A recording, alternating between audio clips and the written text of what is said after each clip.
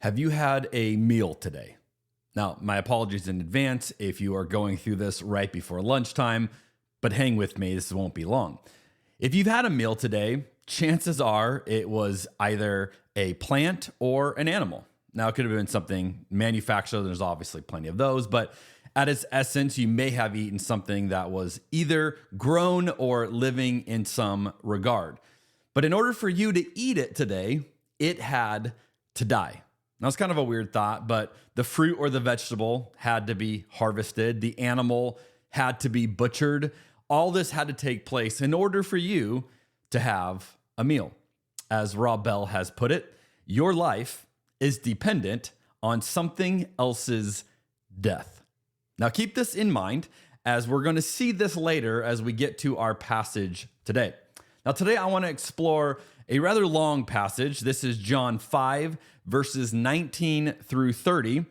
But I'm going to do something a little bit different than I normally do. I'm not going to read all these verses because I want to suggest that John is using a literary trick here.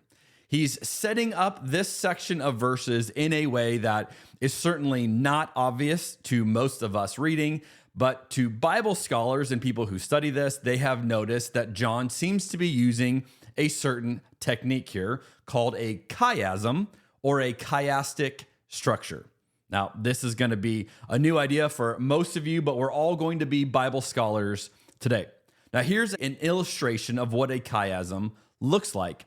And you can see it's kind of an interesting design. It's how you set up an idea, you get to the center of it, and then you back out and you alternate on either side of that arrow. Now, you can Google more examples of chiastic structures, and you can find all sorts of these. But the point of a chiasm is to emphasize the center of it.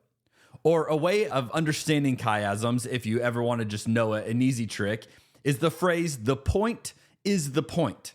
Where is this chiastic structure pointing us to? That's the point of this entire section. And scholars have suggested that this is what John is doing in this section. So our chiasm today looks like this, where you can see that verses 24 and 25 become the point of all of this section.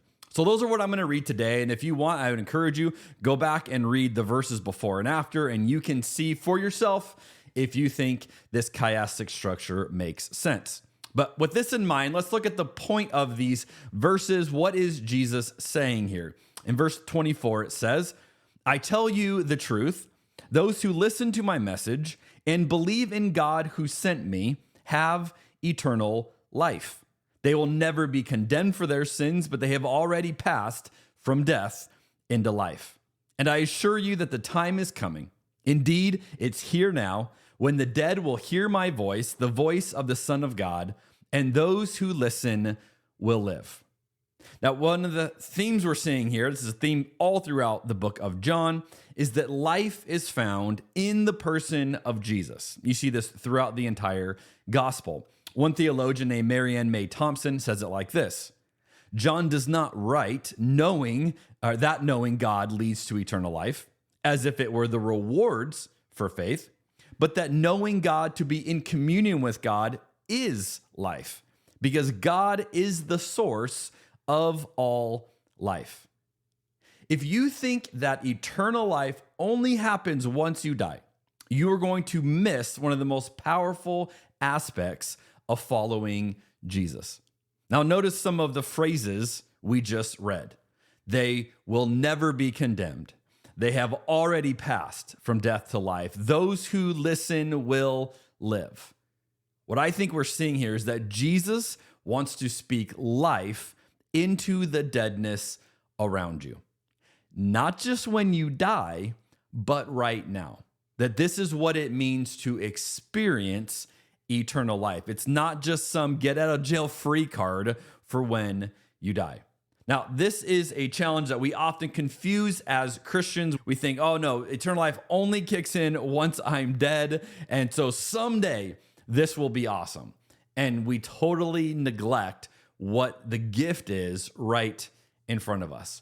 And we think, well, I just got to finish out this life, just make it to the end somehow, and then I'll get to experience eternal life. The scholar Michael J. Gorman has said, many people naturally interpret the phrase eternal life as a reference to a future, heavenly, everlasting life. But something more is going on.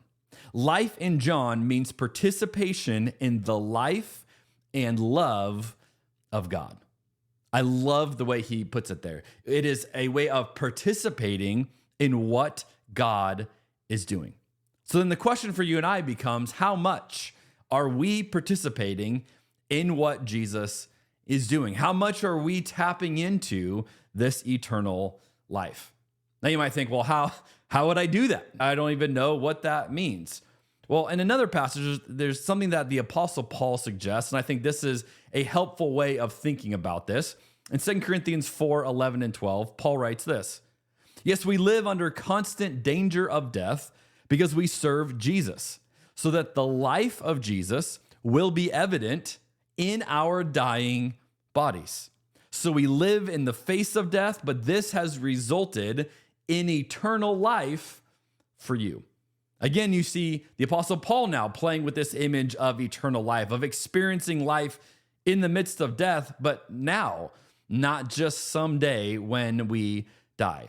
Now, this goes back to the analogy of food that I began with. For someone to receive something, someone else has to give something. If someone is inspired, it means that life has been breathed into them, which also means that someone else had to breathe out in order for that to happen. If someone somewhere benefits, it is because someone somewhere has paid for that to happen. Now, one of the ways that I love explaining what it means to follow the gospel is that we are to give ourselves to make the gospel good news for others. That as we give of something, it translates into life for others. And this is the image Paul is talking about. This is how we participate in the eternal life right now.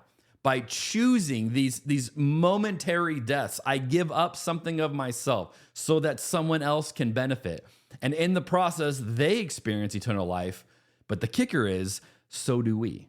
That as we tap into the gospel, we are participating in the life of Jesus. And this is how we get to experience eternal life right now.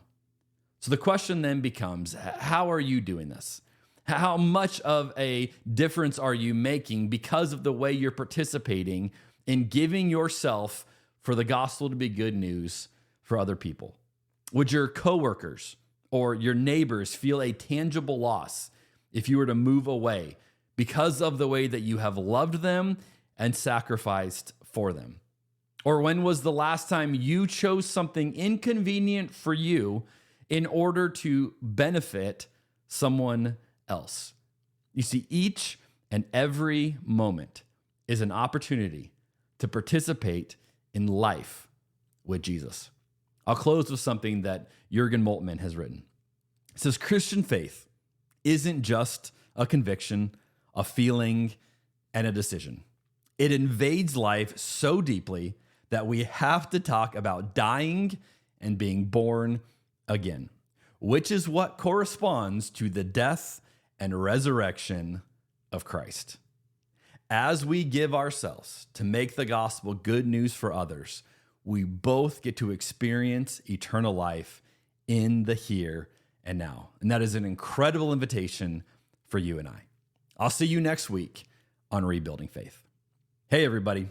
If you're looking for ways to grow in your faith, to challenge yourself, to learn from other people who are going through similar questions to you, I want to encourage you to check out our online community where we do book studies. There's discussion guides available for each of these messages, and you can interact with other people. You can see how other people are processing these same ideas. And it's a lot less scary following Jesus in a community of other people who are going the same direction as you. You can check out the link in the show notes to find out more.